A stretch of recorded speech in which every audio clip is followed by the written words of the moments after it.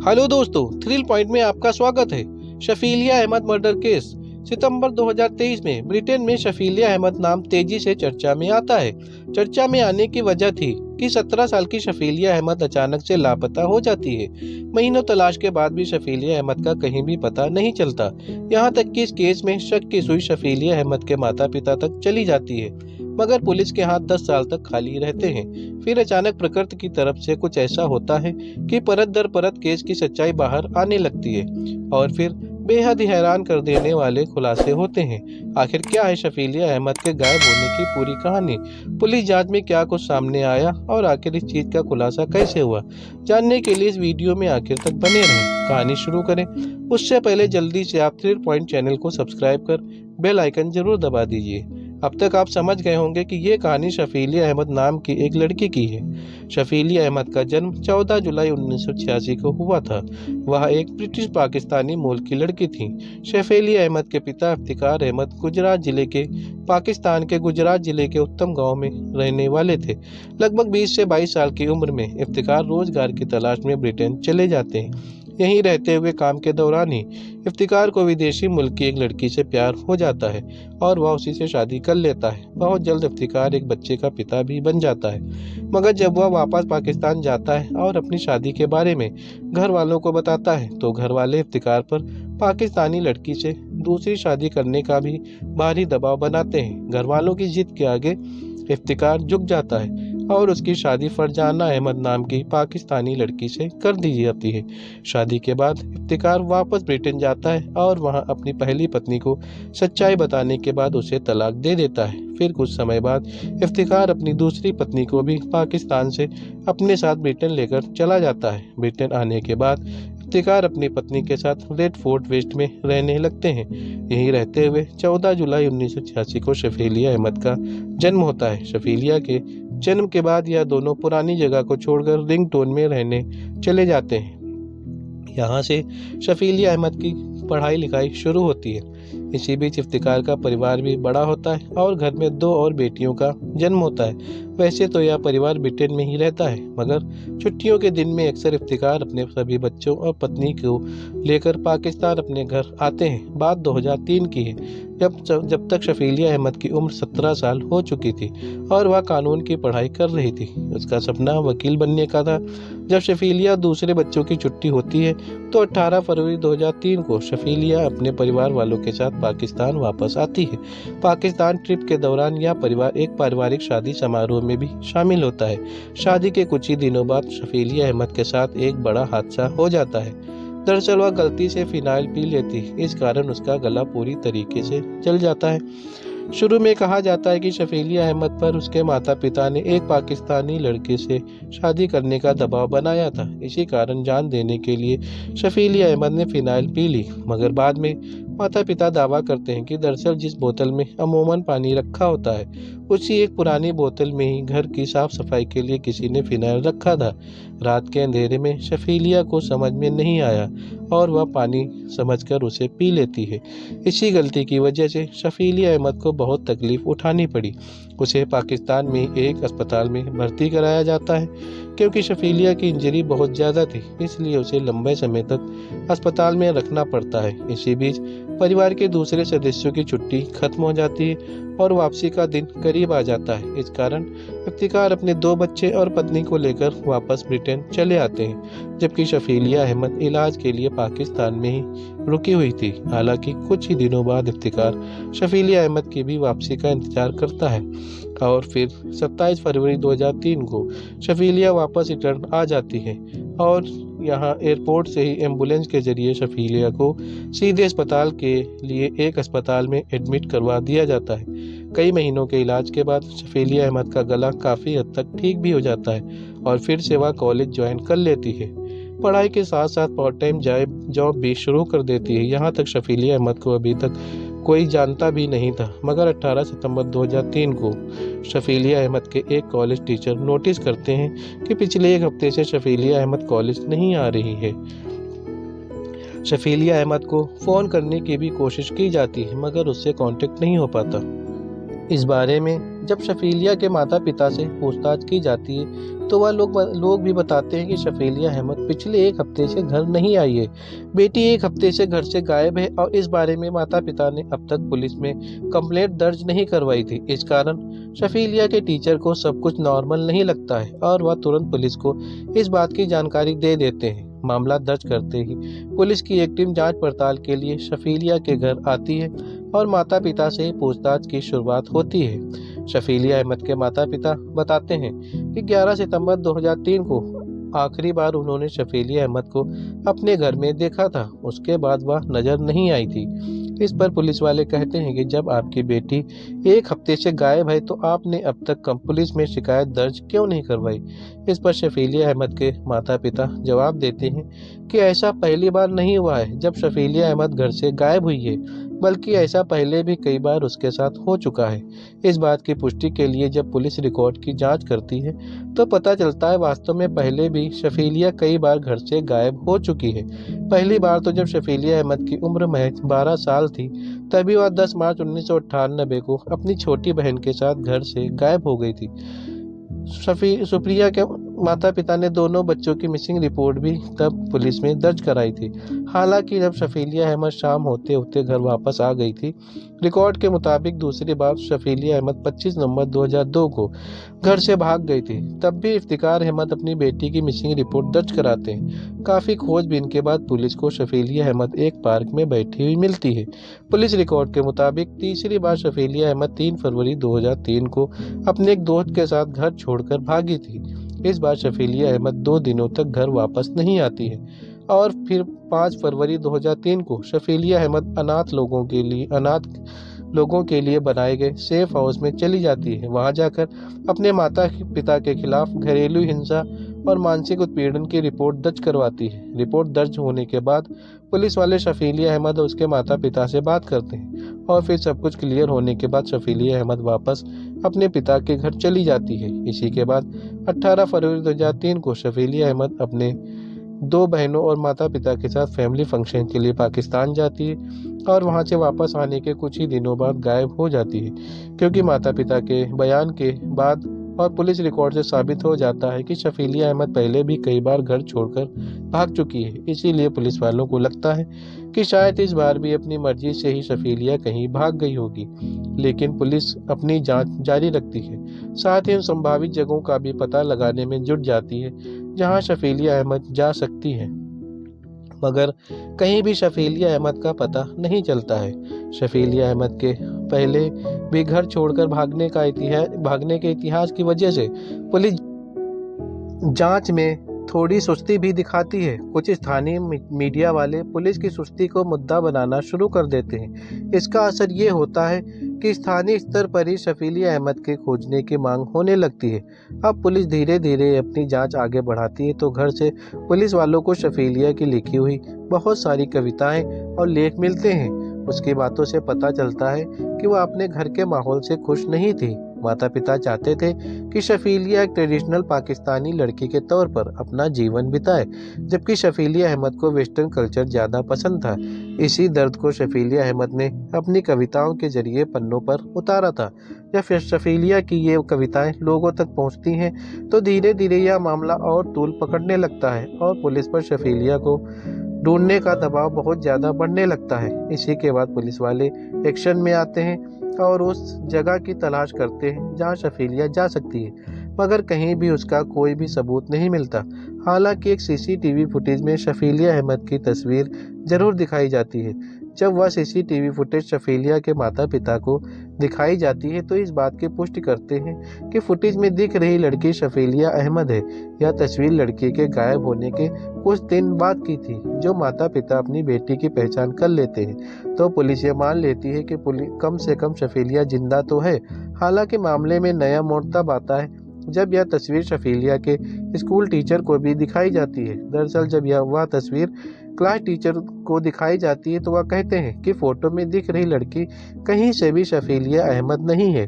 कुछ दूसरे लोग भी सीसीटीवी फुटेज देखकर इस बात की पुष्टि करते हैं कि फुटेज में दिखने वाली लड़की शफीलिया अहमद नहीं है। अब पुलिस वालों का माथा घूमने लगता है कि आखिर शफीलिया के माता पिता ने फोटो में दिख रही लड़की की झूठी पहचान क्यों की?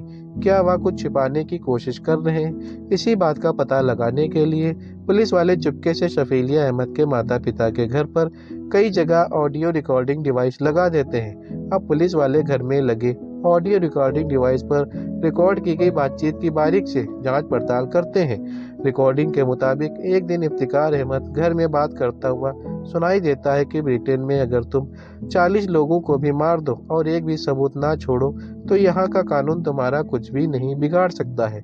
इसके अलावा ऑडियो रिकॉर्डिंग डिवाइस में कई और ऐसी बातें रिकॉर्ड होती हैं जिसे सुनने के बाद शक होने लगता है कि शायद इफ्तिकार अहमद ने ही अपनी बेटी के साथ कुछ किया है, क्योंकि अब पुलिस वालों को इफ्तिकार अहमद के ऊपर ही शक होने लगता है। इसलिए इफ्तिकार अहमद की रिकॉर्डिंग की गई बातों को आधार बनाते हुए 18 दिसंबर 2003 को पुलिस वाले इफ्तिकार और उसकी पत्नी फरजाना अहमद के अलावा परिवार के सदस्यों को शफीलिया अहमद की हत्या करने और उसकी लाश छुपाने के इल्जाम में गिरफ्तार कर लेते हैं। पुलिस ने इन लोगों को केवल शक के आधार पर गिरफ्तार किया था। पुलिस को उम्मीद थी कि जांच पड़ताल के दौरान इन लोगों के खिलाफ कोई ना कोई सबूत पुलिस ढूंढ ही लेगी, मगर पुलिस को गिरफ्तार किए गए किसी भी शख्स के खिलाफ कोई सबूत नहीं मिलता है और आखिरकार गिरफ्तार किए गए सभी लोगों को पुलिस कुछ ही दिनों के बाद रिहा कर देती है। अब 2003 से साल बढ़कर हो चुका था 2004। शफीलिया अहमद के मामले में पुलिस के हाथ अभी खाली थे। इसी बीच ब्रिटेन के एक इलाके से बहने वाली मशहूर नदी में जबरदस्त बाढ़ आ जाती है और इसी बीच काम में लगे 3 लोगों को इस नदी के किनारे एक लड़की की सड़ी गली लाश मिलती है। जिस जगह पर लाश मिली थी और जहां से शफीलिया अहमद गायब हुई थी, वह दोनों जगह काफी दूरी पर थे। फिर भी पुलिस वालों को शक होता है कि कहीं यह शव शफीलिया अहमद का तो नहीं है। इस बात की पुष्टि के लिए डेड बॉडी से डीएनए सैंपल कलेक्ट किए जाते हैं और फिर उसका मिलान इफ्तिकार और फरजाना के डीएनए सैंपल से किया जाता है। सब उस वक्त चौंक जाते हैं जब बाढ़ में बहकर लाश और इफ्तिकार अहमद के डीएनए सैंपल मैच कर जाते हैं। इसका मतलब था कि नदी से बहकर आई वह लाश किसी और की नहीं बल्कि शफीलिया अहमद की ही थी। मतलब कि जिन शफीलिया अहमद की तलाश में पुलिस लगी हुई थी, अब वह एक मुर्दे के रूप में पुलिस तक आ चुकी थी। अब पुलिस के सामने सबसे बड़ा सवाल था कि आखिर शफीलिया अहमद की हत्या किसने की और क्यों। शफीलिया अहमद के माता पिता के बयान और हरकतों से पहले भी उन पर शक हुआ था और 2003 में भी इन दोनों को गिरफ्तार किया गया था और इसलिए इस बार फिर से इन दोनों से पूछताछ की जाती है और एक बार फिर से इन्हें गिरफ्तार किया जाता है। मामले की सुनवाई भी होती है, मगर इन दोनों पर कोई आरोप साबित नहीं हो पाता है और फिर से इन्हें रिहा करना पड़ता है। पुलिस वाले कुछ और सस्पेक्ट को हिरासत में लेते हैं और उन सभी के खिलाफ भी मामला दर्ज करते हैं। जांच आगे बढ़ाई जाती है, मगर काफी कोशिशों के बाद भी पुलिस कातिल तक नहीं पहुंच पाती। इस तरह समय बीत जाता है, लेकिन शफीलिया अहमद के कातिलों का कहीं भी पता नहीं चलता। धीरे धीरे लोग शफीलिया अहमद को भी भूलने लगते हैं और इस केस की चर्चा भी बंद होने लगती है। शफीलिया अहमद 2003 में गायब हुई थी और अभी चौथे साल 2010 में शफीलिया अहमद की मौत को अब 7 साल हो चुके थे। इफ्तिकार अहमद भी अपने काम में लगे हुए थे और बची हुई दोनों बेटियों को भी पढ़ाई लिखाई में लगी हुई थी। परिवार बड़ी बेटी के खोने के सदमे से उभर चुका था और सभी अपने अपने नॉर्मल लाइफ में वापस आ चुके। तभी 25 अगस्त 2010 को शफीलिया अहमद के घर पर बड़ी चोरी होती है। अब तक इफ्तिकार अहमद के परिवार के इलाके में अपनी बेटी के गायब होने की वजह से काफी मशहूर हो चुका था। इस कारण जब इस घर में चोरी की वारदात होती है तो यह खबर भी अखबारों में सुर्खियां बनने लगती है और एक बार फिर से पुलिस पर भारी दबाव आ जाता है। पुलिस वाले भी ईमानदारी से काम करते हुए जल्द से जल्द चोर की तलाश में लग जाते हैं। कई दिनों की मेहनत के बाद पुलिस वाले एक ऐसा खुलासा करते हैं जिससे हर कोई शॉक्ड रह जाता है। पुलिस वाले घर में चोरी के आरोप में किसी और को नहीं बल्कि इफ्तिकार अहमद की बेटी अलीशा अहमद को ही गिरफ्तार करते हैं। अलीशा शफीलिया अहमद की छोटी बहन थी। अलीशा के मुताबिक घर से उसे उतने पैसे नहीं मिलते थे जितने पैसे वह मांगती थी। इसी कारण उसने अपने पिता के घर पर चोरी की। पुलिस ने चोरी वाले केस को बहुत जल्दी सॉल्व कर लिया था, मगर पुलिस वालों को यह एक मौका नजर आता है और अब वह एक बार फिर से कई साल पहले गायब हुई शफीलिया अहमद वाली फाइल को खोलते हैं और अलीशा से उसकी बहन शफीलिया के बारे में बातचीत करना शुरू करते हैं। शुरुआती शुरुआती पूछताछ में पुलिस वालों को लगता है कि अलीशा शफीलिया अहमद के गायब होने के बारे में कुछ ऐसा जानती है जिससे दुनिया अब तक बेखबर थी। पुलिस वाले अलीशा से शफीलिया अहमद के बारे में बातचीत करते हैं, मगर अलीशा बिल्कुल खामोश रहती है। फिर यहाँ पुलिस वाले अलीशा को कहते हैं कि तुमने अपने ही घर में चोरी करवाई, जिसके लिए तुम्हें लंबी जेल हो सकती है, लेकिन अगर तुम शफीलिया अहमद के बारे में कुछ ऐसा बताओ जो अब तक कोई नहीं जानता हो, तो तुम्हारी सजा काफ़ी कम हो सकती है। इसके बाद अलीशा जो खुलासा करती है उसे सुनकर हर किसी के पैरों के तले जमीन खिसक जाती है। अलीशा बताती है कि उसकी बहन शफीलिया अहमद को किसी और ने नहीं, बल्कि उसके माता पिता इफ्तिकार और माँ फरजाना अहमद ने ही हम सभी बहनों के सामने मारा था और फिर उसकी लाश को अपने कार में रखकर दूर जंगल में फेंक दिया था, मगर बाढ़ की वजह से लाश भागकर जंगल से नदी किनारे आ गई थी। अलीशा के मुताबिक इफ्तिकार और फरजाना को अपनी बेटी के मॉडर्न स्टाइल बिल्कुल भी पसंद नहीं थे। इसके अलावा शफीलिया किसी लड़के से प्यार भी करने लगी थी, यह बात और फरजाना को पसंद नहीं थी, और इसी बात के लिए ये दोनों रोज रोज शफीलिया अहमद को रोकने टोकने लगते थे। इसके अलावा जब शफीलिया अहमद के एक लड़के से दोस्ती की बात सामने आती है तो इफ्तिकार फरजाना जल्द से जल्द शफीलिया अहमद की शादी अपने पसंद के लड़के से करवाने की कोशिश में लग जाते हैं। जब यह परिवार 2003 में एक फैमिली फंक्शन के लिए पाकिस्तान जाता है तो वहाँ एक लड़के से जबरदस्ती शफीलिया अहमद की शादी करवाने की कोशिश भी की जाती है, मगर शफीलिया अहमद शादी करने से मना कर देती है और इसी से बचने के लिए फिनाइल भी पी लेती है। इसी कारण उसकी तबीयत खराब हो जाती थी और उसकी शादी टल जाती है। जब शफीलिया अहमद वापस ब्रिटेन आती है तो यहाँ भी इसका परिवार अपनी कसम से लड़के से शादी करवाने की जिद करने लगते हैं। जब शफीलिया अहमद शादी के लिए मना करती है तो इसके पिता को गुस्सा आता है और वह पहले तो शफीलिया को गुस्से से मारते हैं और फिर पॉलीथीन बैग में उसे ढक देते हैं, जिस कारण दम घुटने की वजह से शफीलिया अहमद की मौत हो जाती है। इसके तुरंत बाद अलीशा शफीलिया अहमद के मामले में सरकारी गवाह बन जाती है। बदले में उसे चोरी वाले मामले में कम से कम सजा का भरोसा दिलाया जाता है। अलीशा के बयान के आधार पर ही 2 सितंबर 2010 को फरजाना और इफ्तिकार को गिरफ्तार कर लिया जाता है। इन दोनों के खिलाफ अपनी बेटी की हत्या का केस चलता है। गिरफ्तारी होने के कुछ महीनों तक ये दोनों जेल में रहते हैं, लेकिन लगभग 1 साल बाद 15 सितंबर 2011 को इन दोनों को मैनचेस्टर क्राउन कोर्ट से बेल मिल जाती है। आगे की जांच में पुलिस वाले कुछ अहम सबूत इकट्ठा करके लाते हैं और फिर उन सबूतों के आधार पर 21 मई 2012 से इस केस की सुनवाई चेस्टर क्राउन कोर्ट में ही शुरू होती है। पहले तो फरजाना और इफ्तिकार दोनों ही अपनी बेटी की हत्या से इनकार करते रहते हैं, मगर जब फरजाना को लगने लगता है कि अपनी बेटी की हत्या के मामले में यह फंसने वाली है तो 9 जुलाई 2012 को फरजाना कोर्ट में फाइनली एक्सेप्ट कर लेती है कि शफीलिया अहमद की हत्या किसी और ने नहीं बल्कि इफ्तिकार अहमद ने की है।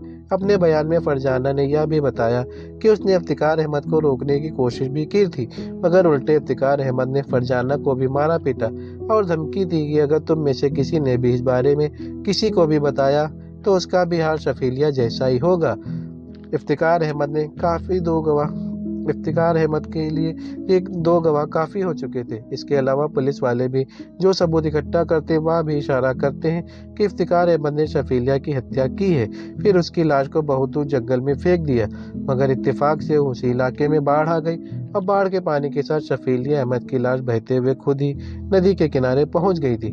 फाइनली लंबे समय के बाद अगस्त 2012 में फरजाना इफ्तिकार को अपनी बेटी की हत्या और हत्या के बाद लाश गायब करने का दोषी पाया जाता है और इन दोनों को 25-25 साल की सजा सुनाई जाती है।